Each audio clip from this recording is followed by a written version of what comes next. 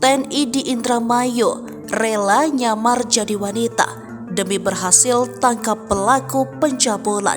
Viral di media sosial seorang prajurit TNI yang rela menyamar jadi wanita demi menangkap pelaku pencabulan di Indramayu.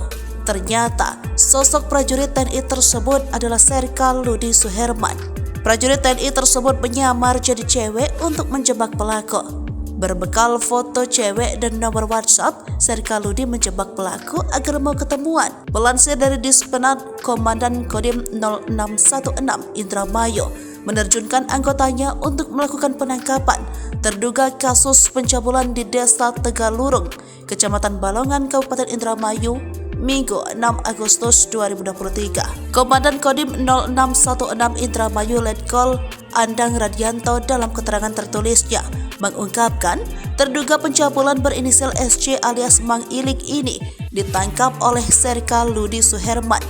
Ia menyebut sekitar pukul 4:30 waktu Indonesia bagian Barat, ia mendapat laporan pengaduan lewat telepon dari Aras selaku pendamping kuasa hukum korban terkait adanya tindak pidana pencabulan yang dialami oleh kliennya. Sebelum melakukan penangkapan, Serka Ludi dan Aras sepakat untuk menjebak SC.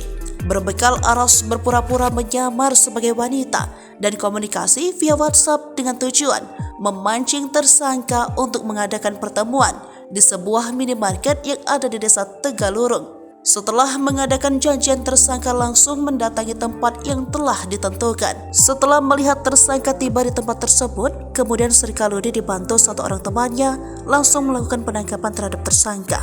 Dani menyebut berdasarkan informasi diterima, tersangka SC sebelumnya telah menjadi DPO Polres Indramayu sejak tahun 2022.